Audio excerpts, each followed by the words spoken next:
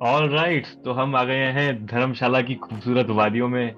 और ठंड भी शुरू हो चुकी है, वर्ल्ड कप का फीवर भी अपने चरम पर पहुंच चुका है। तो बात करते हैं हमारे लास्ट पॉडकास्ट के बारे में। वो पॉडकास्ट हमने बनाया था एशिया कप शुरू होने से भी पहले। और उस समय बहुत सारे क्वेश्चंस थे हमारे माइंड में कि टीम इंडिया कैसा करेगी, क्या क्या चैलेंजेस हैं। और बहरहाल अब देखें तो टीम इंडिया की परफॉर्मेंस ऐसी है कि भाई 9 में से 9 मैचेस जीत चुके हैं, कन्विंसिंगली जीत चुके हैं। और now we are on to the knockout stages, the dreaded knockout stages. तो मेरा पहला क्वेश्चन तुमसे ये है कि before the start of this world cup, या जब हमने पहला पॉडकास्ट किया था, तब हमारे माइंड में क्या क्या क्वेश्चंस थे रिगार्डिंग टीम इंडिया, और उनमें से कितने बॉक्सेस हम टिक कर चुके हैं, एंड क्या क्या चैलेंजेस अभी भी बचे हैं जो कि शायद हमें नॉकआउट्स में तंग कर सकते हैं। तो सबसे पहला और सबसे बड़ा क्वेश्चन तो यही था इंडिया की बॉलिंग लाइनअप का, जो कि करेक्ट। उस टाइम तो हमें बिल्कुल नहीं क्लियर थी, क्योंकि जसप्रीत बुमराह इंजर्ड थे, शमी रेगुलरली खेल नहीं रहे थे ओडीआईस। हम्म। तो वो चीज का हमें क्लियर कट आंसर मिल चुका है इन 9 मैचेस में। हमारी right. Bowling lineup I think one of the best bowling line-ups है करंटली इस वर्ल्ड कप में। हमारे पास फास्ट बॉलर्स का भी परफेक्ट बैलेंस है। शम्मी के आने से स्पेशली बहुत फर्क पड़ा है। हम्म। तो ऑल्दो हार्दिक पांड्या की इम्पोर्टेंट, मतलब हार्दिक पांड्या का रोल बहुत इंपॉर्टेंट है, I am not denying that. But Mohammed Shami के आने से जो एक्स फैक्टर है, उसका जो इफेक्ट पड़ा है हम्म। हमारी बॉलिंग लाइनअप में, दैट इज इनकम्पेरेबल। तो तो कैन वी बुमराह से कि शमी हार्दिक का सिराज, जाना, हाँ। क्या हार्दिक का जाना एक ब्लेसिंग इन डिसगाइज था? मतलब how do you compare these two situations, कि सिचुएशन वन इज कि हार्दिक को कुछ ना होता और वही लाइनअप रहती, शार्दुल ठाकुर शायद खेल रहे होते, शामी कभी आते ही नहीं टीम में या प्लेइंग में, एंड वर्सेस अब की situation, what do you think is the better of the two? नहीं, अब वाली situation is definitely better, hmm. Because एक प्रॉपर फास्ट बॉलर जो अच्छी लाइन और लेंथ से बॉल को सीम कराता है अंडर लाइट्स और इवन फर्स्ट बॉलिंग में भी, उसका जो एडेड एडवांटेज है, that is not at all there if you don't play. तो हम्म। वो तो मैं कहूंगा डेफिनेटली ब्लेसिंग इन डिसगाइज ही है, बिकॉज शमी जैसे बॉलर को आप बेंच पे नहीं बिठा सकते जब वो राइट। फुली फिट है and he is available to play. तो एंड शम्मी के आने से you can clearly see the difference कि हमने बहुत आसानी से बढ़िया बढ़िया टीमों को कंप्लीटली बॉल आउट किया है 10-10 15 ईयर आराम से। And hmm. इनफैक्ट जहां पर पिचेस थोड़ी टर्निंग और स्पिनिंग ट्रैक्स भी हैं, इवन उन पिचेस पर शम्मी बुमराह सिराज ने स्टार्टिंग के ओवर्स में अच्छी लाइन और लेंथ डाल के बॉल को स्विंग सीम कराया। तो शम्मी के आने से आई थिंक इंडिया की ओवरऑल लाइनअप कंप्लीटली बैलेंस हो गई है। तो हम्म। एक तो ये है कि शमी के आने से ये बहुत बड़ा एडेड एडवांटेज मिला है हमें। तो राइट। हार्दिक पांड्या को इतना मिस नहीं कर रहे, तो वो करेक्ट। तो बहुत बढ़िया हुआ मेरे अकॉर्डिंग। हम्म। और आई थिंक मतलब जैसे तुमने अभी बॉलिंग की बात करी, डेफिनेटली वो बहुत सारे क्वेश्चंस थे, स्पेशली एशिया कप से पहले तो कुछ भी क्लियर नहीं था कि बुमराह कैसा परफॉर्म करेंगे, सिराज कैसा करेंगे, कौन प्लेइंग में होगा, कॉम्बिनेशन वगैरह कुछ भी सेट नहीं था। और अब मतलब वो सब आंसर्स मिल चुके हैं, और अब हम ऑल्टरनेटिव्स की तरफ देख भी नहीं रहे। एक बार हम कभी डिस्कस कर रहे थे कि अक्षर को नहीं डाला, वो इंजर्ड हो गया, अश्विन को डाला है, ये वो सब क्वेश्चंस आए नहीं। तो obviously bowling seam sorted, and even in fact जो बैटिंग भी है उसके ऊपर हालांकि इतने क्वेश्चंस नहीं थे, बट स्टिल वो भी बहुत अच्छी तरह उभर के आई है। मतलब हर एक प्लेयर को अपना अपना रोल पता है। रोहित ने एक बहुत अच्छा टेम्पलेट ढूंढा है जिससे जो उनसे एक्सपेक्टेड नहीं था अभी तक, बट उन्होंने एक बहुत अच्छा टेम्पलेट ढूंढ लिया कि भाई मैं आके मारूंगा, मैं आके स्ट्राइक रेट जो है 150 के ऊपर 200 तक लेकर जाऊंगा स्ट्राइक रेट, चाहे मैं आउट हो जाऊं। और उससे आई थिंक बहुत इफेक्ट पड़ता है। और आई थिंक ये बहुत सारे प्लेयर्स ने खुद ही कहा है, गिल ने भी कहा, आई थिंक शामी ने भी एक इंटरव्यू में बोला था कि the way Rohit gives the start, उससे ही गेम कहीं ना कहीं डिफाइन हो जाती है। क्योंकि वो इतनी तेज रन रेट बढ़ा देते हैं पावर प्ले में, बॉल को पुराना कर देते हैं, तो आगे आने वाले बैट्समैन के लिए it becomes very easy. And बहुत अच्छा कॉन्ट्रास्ट बन जाता है कि एक पावर हिटर रोहित के बाद जो है विराट कोहली जैसा बैट्समैन आ रहा है, जिसको की स्ट्राइक रोटेट करनी आती है, जिसको वनडे जिसके डीएनए में बसा हुआ है, उस तरह का प्लेयर आकर स्ट्राइक रोटेट करके आपको एक स्टेबिलिटी प्रोवाइड कर रहा है। और उसके बाद केएल राहुल एंड श्रेयस अय्यर, जिन दोनों की फिटनेस के ऊपर थोड़े क्वेश्चंस थे, फॉर्म के ऊपर थोड़े क्वेश्चंस थे, दोनों ने ही मुझे लगता है कि मोर और लेस भी नहीं कहूंगा, मुझे लगता है एक्सपेक्टेशंस, पार एक्सपेक्टेशंस परफॉर्म कर दिया है। तो वो एक बहुत अच्छा पॉजिटिव है कि हार्दिक पांड्या या नंबर 8 वाले बैटर की जब हम बात करते थे कि यार नंबर 8 पे बैटर चाहिए, उसकी रिक्वायरमेंट पड़ी नहीं अभी तक एटलीस्ट, क्योंकि जो टॉप 5 हैं वो कंसिस्टेंटली परफॉर्म कर रहे हैं। हाँ ठीक है, एक आध मैच इधर उधर हो जाता है, but the way we have seen all 5 of them and then Surya also कहीं ना कहीं ठीक ठाक कर देते हैं। और अभी तो हमने जड्डू की बात भी नहीं की, जड्डू को इतने मौके मिले भी नहीं कि वो बहुत लंबा कुछ स्कोर करे। तो वो भी एक अच्छा साइन है कि मिडल ऑर्डर का कोई ऐसा साइकोलॉजिकल प्रेशर नहीं है, ओपनर्स भी अच्छा कर रहे हैं। तो आई थिंक बैटिंग डिपार्टमेंट भी इन इटसेल्फ बहुत बैलेंस लग रहा है। हाँ, तो शर्मा जी को इस बार देख के मुझे तो 2011 के वीरू की याद आ गई, सच बताऊं हाँ। तो। मुझे बहुत अच्छा लगा कि रोहित शर्मा ने इतनी अग्रेसिव क्रिकेट खेली है पावर प्लेस में। राइट। और किसी भी टीम में आई डोंट थिंक कि ओपनर्स ने कंसिस्टेंटली इतनी अग्रेसिव क्रिकेट खेली है। एंड हम्म। उसका रिजल्ट हमारे सामने है कि इंडिया नंबर टॉप पर है टेबल के। एंड बाकी टीम्स से कन्विंसिंगली अच्छा, काफी अच्छे मार्जिन से आगे है। मतलब इंडिया एक भी मैच नहीं हारा, नेट रन रेट भी इतना अच्छा है। और जो हम्म। विक्ट्री के मार्जिन्स भी रहे वो भी ऐसा नहीं कि बहुत क्लोज गए हैं मैच। हमने कंफर्टेबली दूसरी टीम्स के को हराया।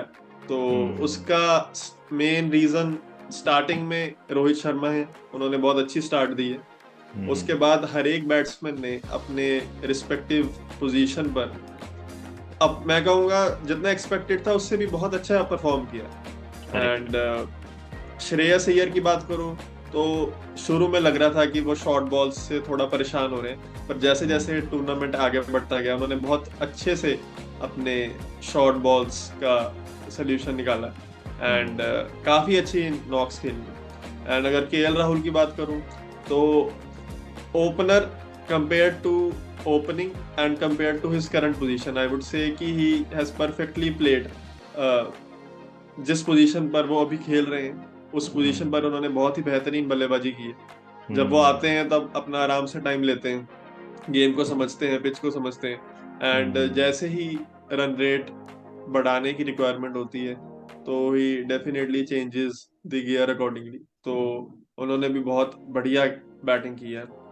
कोहली ने यू नो अपने नाम और कद के अकॉर्डिंग ही परफॉर्म किया है जो उनसे एक्सपेक्टेड था इस बार। करेक्ट। And correct. गिल ने भी बहुत अच्छी स्टार्ट्स दी।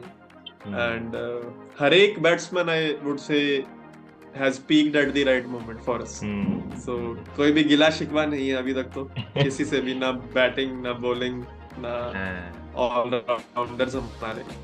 तो राइट। अब राइट। तक की कहानी तो बहुत ही अच्छी रही है।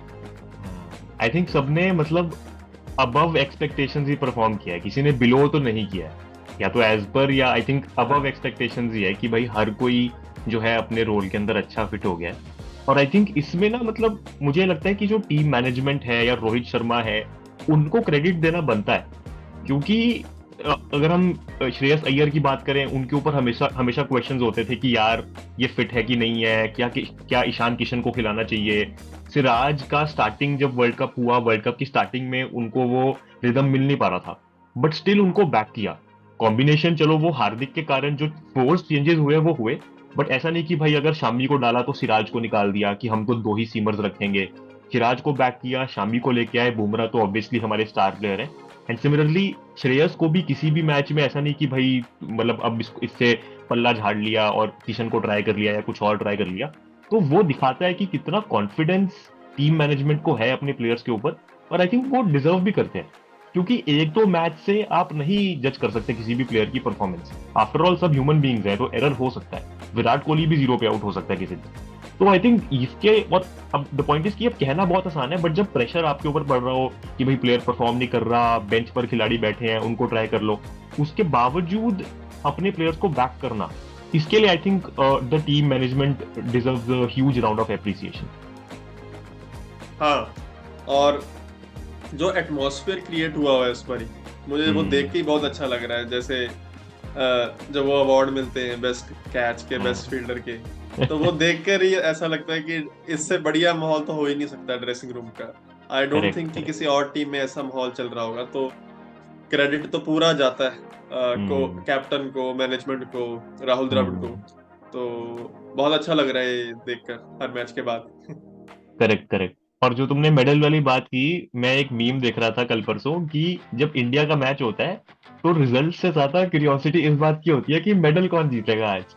हाँ बिल्कुल। इंडिया मैच तो जीत ही जाएगी, मेडल किसको मिलेगा और किस अंदाज में मिलेगा।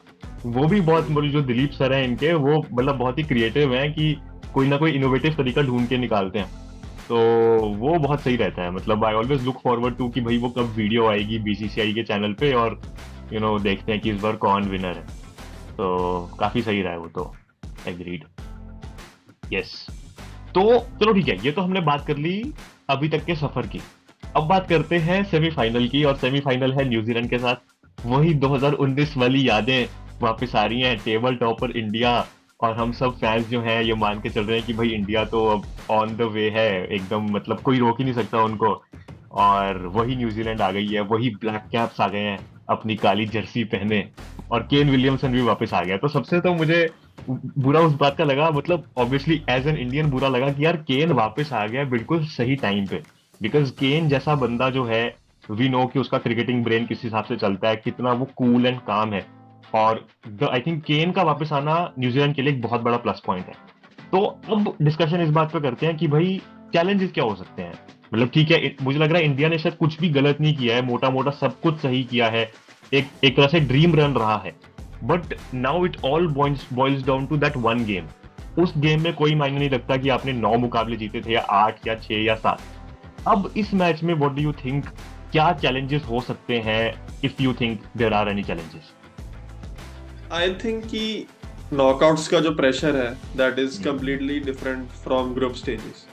Right. And given the fact कि बहुत सारे प्लेयर्स के लिए ये उनका पहला वर्ल्ड कप है, तो it would be very, I am very curious to see how they manage such a high pressure situation. Because अगर आप बात करें न्यूजीलैंड की, नो डाउट हमने उन्हें कन्विंसिंगली हराया हुआ है पहले। बट अब 2019 को ही अगर याद करें तो उस मैच में भी सबको यही लग रहा था कि इंडिया बहुत आसानी से टोटल चेज हाँ कर लेगी। वही, और फर्स्ट बट इनिंग के बाद टारगेट भी बहुत छोटा मिला हाँ, था। करेक्ट। छोटा लग रहा था। बट यू नेवर नो कि चेस करते हुए अगर अर्ली विकेट्स ऑपोजिशन को मिल जाएं तो उसके बाद इनिंग्स को बिल्डअप करना, प्रेशर एब्जॉर्ब करके is not at all easy. तो हम्म। न्यूजीलैंड के जो बॉलर्स हैं, आई वुड से at any given day they can like completely bowl out of their skins to out performers. उसमें कोई डाउट नहीं है कि अपने दिन पे वो बहुत ही अच्छी बॉलिंग कर सकते हैं, न्यू बॉल से सीमन स्विंग करा के। उसके बाद स्पिनर्स उनके भी अच्छा परफॉर्म कर रहे हैं। एंड अगर बैटिंग डिपार्टमेंट देखें तो एक प्लेयर जिसने मुझे बहुत इंप्रेस किया है वो है Rachin Ravindra. Because the way he bats, ऐसा लगता ही नहीं कि वो प्लेयर इतना यंग है, ऐसा लगता है कि उसने बहुत सारे ओडीआई वर्ल्ड कप्स खेले हुए हैं। ऐसा तो लग रहा है वो सचिन और द्राविड के जीन्स लेकर ही पैदा हुआ है वो रचिन जो है। हाँ, उसके नाम सिर्फ में नहीं, उसके नाम में ही डीएनए नहीं। में भी। हाँ। हाँ बिल्कुल। तो रचिन रविंद्र की विकेट बहुत जरूरी होने वाली है हम्म। सेमीफाइनल वन में। अगर हम उसे नहीं जल्दी आउट कर पाते हैं and if he continues to score big, then things might get tough for us. Yes. And match है वानखेड़े में, तो अगर पहले बैटिंग करते हुए जिस भी टीम की बैटिंग आई उसने अगर बहुत अच्छा टोटल बोर्ड पे खड़ा कर दिया, it would definitely be difficult chasing under lights given the quality of bowlers both the teams have. So I right. think toss will play an important role given the fact कि due I don't think इतनी आएगी, but वो भी देखना interesting रहेगा कितनी due रहती है। Because right. अब हम जैसे जैसे आगे बढ़ रहे हैं तो इंडिया में टेम्परेचर भी कम होता जा रहा है, यस यस। तो वो भी देखना इंटरेस्टिंग रहेगा कितनी ड्यू आती है। But definitely chasing under lights won't be easy for the second batting team. New Zealand की स्क्वाड में ना आई थिंक मैट हेनरी जो हैं, I think he is not available now. ये मैं आई थिंक कमेंट्री में सुन रहा था, आई एम नॉट श्योर अगर ये न्यूज सही है। तो आई थिंक वो उनके लिए एक डाउन साइड है कि Matt Henry won't be available in the semifinals if this happens. But हाँ, as you said, I think Rachin Ravindra is the player to look out for. And I think जब India New Zealand का जो match हुआ था धर्मशाला में, उसमें डेरिल मिचेल और रचिन रविंद्रा ये दो थे जिनकी पार्टनरशिप उस स्कोर तक लेके गई थी। आई थिंक वो डेरिल मिचेल ही थे, if I am not wrong. तो मतलब वो मुझे लगता है वो मतलब रचिन रविंद्रा जो है टॉप ऑर्डर में, और मतलब इनके टॉप 5 में कोई तो दो टिक जाते हैं हमेशा। और अब केन विलियमसन भी आ गए हैं, और केन विलियमसन को आता है तरीका, he knows how to bat, he knows how to play those big innings.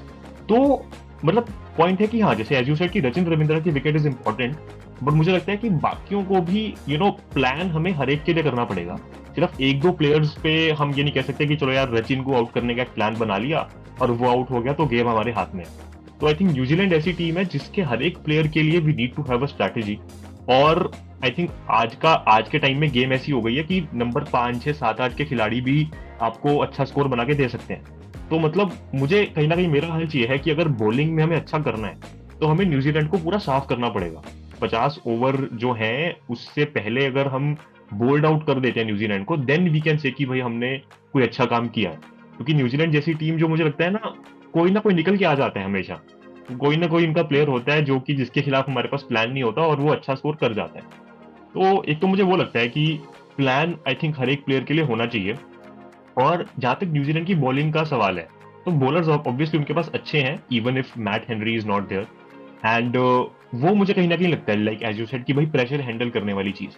क्योंकि अभी तक जो इंडिया का टेम्पलेट था ना, वो सही चला है कि भाई रोहित जो है वो अटैक करेगा, गिल थोड़ा विकेट संभालेगा, फिर रोहित आउट होने के बाद कोहली आएगा। वो कोई ना कोई एक अंडरस्टैंडिंग, एक टेम्पलेट के तहत खेलते हैं जो अभी तक सही चल रहा था।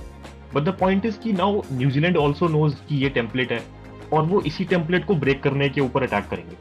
तो what if Rohit gets out very early, और रोहित या फिर Rohit and Gill both get out, या फिर और वर्स क्या हो सकता है कि भाई क्या पता कोहली भी जल्दी आउट हो जाए, तो आप क्या करेंगे? क्योंकि कहीं ना कहीं अभी भी कोहली और रोहित के परफॉर्म करने के ऊपर बहुत डिपेंड करता है। क्योंकि अगर ये दोनों में से कोई भी अच्छा परफॉर्म कर जाए तो कहीं ना कहीं सेटल हो जाती हैं चीजें कि हाँ भाई मे बी 30-40 ओवर तक, या एटलीस्ट चलो 30-35 ओवर तक कोहली खेल गया तो ठीक है। 10-15 ओवर के लिए देन राहुल है अपने पास, श्रेयस अय्यर है, सूर्या है एंड ऑल, तो वो संभाल लेते हैं। बट व्हाट इफ ऐसी चीजें नहीं हो पाती हैं, टेम्पलेट अगर ब्रेक होता है, तो उसके लिए मुझे लगता है India should have a plan. थोड़ा उनके पास एक प्लानिंग होनी चाहिए कि भाई जो बाकी प्लेयर्स हैं वो भी प्रेशर सोक कर पाए। क्योंकि आई थिंक न्यूजीलैंड की स्ट्रैटेजी यही होगी कि इंडिया का वो टेम्पलेट तोड़े जिस टेम्पलेट से वो अभी तक जीतते आए हैं। तो आई थिंक वो एक इंपॉर्टेंट कड़ी होने वाली है अगर बैटिंग की बात करें। बाकी बॉलिंग में तो आई थिंक हम अच्छा कर ही रहे हैं, बॉलर्स अच्छा कर ही लेते हैं हमेशा, और 3 फास्ट बॉलर्स होंगे, तीनों अच्छी लय में चल रहे हैं। तो मुझे ऐसा लगता है कि भाई बॉलिंग मोर और लेस संभाल लेंगे अनटिल एंड अनलेस कि भाई न्यूजीलैंड का अच्छा दिन हो और उनके बैटर्स बहुत अच्छा कर जाएं। बट आई थिंक बैटिंग पे इनको ध्यान रखना पड़ेगा, because I think New Zealand will definitely come up with a very good strategy, ऐसा मुझे लगता है। हाँ बिल्कुल। Right right right. तो देखना इंटरेस्टिंग होगा ये, मतलब मतलब बिल्कुल ही नॉस्टैल्जिया वाली चीज हो गई है ये 2019 वाला सेमीफाइनल और 2023। और आई थिंक कहीं ना कहीं emotionally every Indian fan will want कि यार जीतो और कन्विंसिंगली जीतो, ताकि वो जो हार्ट ब्रेकिंग हार थी उसका बदला लिया जाए। आई थिंक असली बदला ये होगा, धर्मशाला वाला मैच वाज ओके, ठीक है आपने लीग मैच में हरा दिया, बट असली बदला वुड बी सेमीफाइनल्स 1 वर्सेस 4, और कन्विंसिंगली अगर हराए ना तो we will give a statement कि हाँ भाई हम बेटर टीम है। और हम बेटर टीम सिर्फ बायलेटरल या लीग मैचेस में नहीं है, हम नॉकआउट्स में भी बेटर टीम है। तो I think that is very important. और मतलब यार इंडिया डिजर्व्स, ऑनेस्टली अगर मैं लॉजिकली भी देखूं, India is doing things in the right way, better than, far better than others. तो डिजर्व डेफिनेटली इंडिया करती है, बट अगेन क्रिकेट है तो उस दिन तो मतलब जीरो से ही शुरू होना है मीटर दोनों का। तो लेट्स सी कि कौन प्रेशर, आई थिंक वही है यहाँ पर फिर गेम प्रेशर की आ जाएगी। स्किल वाइज तो India is definitely better, but question वही होगा कि प्रेशर कौन हैंडल करता है। अगला सवाल आपसे ये होगा कि आप फाइनल में किन दो टीमों को देखना पसंद करेंगे? पसंद करेंगे, और मतलब आई थिंक मैं दोनों वेज में आंसर कर देता हूँ कि मेरी हाँ। पसंद क्या होगी और मुझे लॉजिकली क्या लगता है। तो मेरी पसंद क्या होगी ना, अगर मैं वैसे देखूं एज अ क्रिकेटिंग फैन, या मतलब चैलेंज क्या टफ होगा, तो वो होना चाहिए इंडिया वर्सेस ऑस्ट्रेलिया। क्योंकि वो भी हिसाब चुकता करना है, 2003 वाला हिसाब जो है वो चुकता करना है।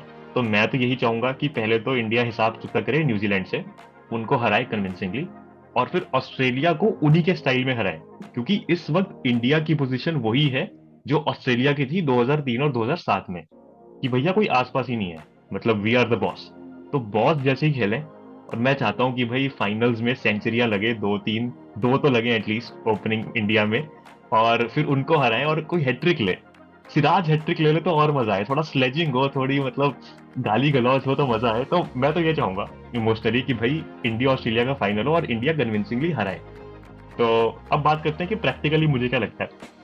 सो प्रैक्टिकली यार देखो, इंडिया न्यूजीलैंड का जो सेमीफाइनल है, आई थिंक इंडिया इंडिया के पास कोई कोई रीजन नहीं है हारने का वो चीज। मतलब यार India has everything you know what they need. अगर मुझे लगता है कोई चीज अगर इंडिया को हरा सकती है तो वो इंडिया खुद है या फिर किस्मत है। तो मुझे लगता है कि हाँ, India should get through this semifinal. जो साउथ अफ्रीका वर्सेस ऑस्ट्रेलिया है ना, वो इंटरेस्टिंग होगा, क्योंकि ऑस्ट्रेलिया को डेफिनेटली एक्सपीरियंस है बड़े मैचेस का, और जिस तरह से उनका भी कॉन्फिडेंस चल रहा है, जो हमारे ग्लेन मैक्सवेल बिग शो ने जो 200 मार के जिता दिया था ऑस्ट्रेलिया को, वो तो मुझे अभी भी विश्वास नहीं होता कि वो हुआ एक्चुअली। तो उसके बाद ना आई थिंक, और वैसे भी जिस तरह से इनका ग्राफ गया है, उनका टेम्पो बहुत हाई है, उनकी स्पिरिट्स बहुत हाई है, और उनको खेलना भी आता है बड़े मैचेस में। तो मुझे लग रहा है ऑस्ट्रेलिया का पलड़ा भारी है थोड़ा, बट मैं साउथ अफ्रीका को भी राइट ऑफ नहीं कर रहा हूँ। तो मुझे लगता है कि 50-50 होगा। मैं लिटरली किसी की साइड नहीं ले पा रहा, क्योंकि साउथ अफ्रीका भी अच्छी टीम है, और अगर उनको मौका मिलता है पहले बैटिंग करके स्कोर करने का या कुछ, तो ऑस्ट्रेलिया आएगी प्रेशर में। तो और बॉलर्स हैं साउथ अफ्रीका के पास, अच्छे बॉलर्स हैं, तो अफगानिस्तान वाला हाल नहीं है कि भाई सिर्फ स्पिनर्स पे डिपेंडेंट है, या क्योंकि अफगानिस्तान ठीक है अभी ग्रोइंग टीम है। तो आई थिंक 50-50 है। India I think should get through, but हाँ, जो दूसरा फाइनलिस्ट होगा आई एम नॉट श्योर 50-50 लॉजिकली बोलूं। बट हाँ, मुझे लॉजिकली लगता है कि मतलब हाँ, मैं क्या ही बोलूं, कुछ नहीं बोलते आगे, फाइनल कौन जीतेगा ये let's leave it to the results. तो या व्हाट्स योर टेक? हाँ, तो देखिए 2003 के फाइनल की तो बस मैंने कहानियां ही सुनी है, खुद तो नहीं देखा था मैंने। बट एक जो चीज सुनने में आती थी कि पॉन्टिंग के बैट में स्प्रिंग लगा हुआ था, स्प्रिंग वाला बैट था, इसीलिए इतने रन मारे और जीत गए। तो इस साल मैं चाहूंगा कि हम उस हार का बदला लें, but without any spring bat. Yes, हम कन्विंसिंगली उसी मैच को रिपीट करें, बस मेरी चाहत यही है कि इंडिया एक 350 प्लस स्कोर करे फाइनल में ऑस्ट्रेलिया के अगेंस्ट, एंड ऑस्ट्रेलिया को हम बहुत कन्विंसिंगली बॉल आउट करें और वर्ल्ड कप उठाएं। अब तो नहीं बहुत कर चलेंगे लिया बहाने। इंतजार। हाँ, बहुत कर लिया इंतजार, अब नहीं चलेंगे बहाने। यही है यार, मतलब क्या ही बोलें अब, मतलब कुछ बोलने को बचा नहीं है। सब चीजें मतलब अपनी जगह पे हैं जो हैं। सो या लेट्स सी व्हाट हैपेंस। जो भी होगा लेट्स वील सेलिब्रेट डेफिनेटली। मतलब चलो एक बात तो है, मतलब I will conclude by this point कि irrespective of the results of semifinals and finals, मैं बहुत खुश हूँ इंडिया की परफॉर्मेंस से ओवरऑल। ठीक है, मतलब जो होगा वो देखी जाएगी, बट हाँ अभी तक भी, और इनफैक्ट जो भी रिजल्ट होगा, मुझे मतलब मेरे लिए बहुत एक खुशी का बहुत बड़ा फैक्टर था कि जिस तरह से इंडिया ने परफॉर्म किया। तो मैं बहुत खुश हूँ इंडिया की परफॉर्मेंस से। इससे बेहतर परफॉर्मेंस आई डोंट थिंक कि मैं अपनी लाइफ में कभी भी देखूंगा। हाँ बिल्कुल। As Yeah. someone who has been watching cricket from a very long time, and I think you will agree with me, I don't think कि इससे बढ़िया परफॉर्मेंस किसी आईसीसी टूर्नामेंट में हमने देखी है इंडिया की। Although Right. इससे पहले हम जीते जरूर हैं वर्ल्ड कप, बट Yes. जैसे 2011 में भी हम साउथ हाँ, अफ्रीका से हारे थे, एंड इंग्लैंड वाला ड्रॉ इंग्लैंड से हुआ ड्रॉ था। हुआ था। हाँ, हाँ, तो हाँ, इतना वन साइडेड और कन्विंसिंगली तो आई डोंट थिंक हम किसी भी टूर्नामेंट में खेले हैं इससे पहले। right. तो खुशी तो बहुत है अभी तक, and irrespective of the results, I am Yes. very happy with this campaign. Yes, definitely. Okay, so fingers crossed. और on that note, इस पॉडकास्ट को यहीं एंड करते हैं। हम मिलेंगे, मतलब हम दोनों मिलेंगे परसों यानी 15 नवंबर को, हम में से किसी के एक के घर पे, और होप करते हैं कि अच्छी मुलाकात होगी वो और अच्छा मैच होगा। तो चलिए, बिल्कुल। थैंक यू सो मच बड़ी, सी यू सून। Yeah.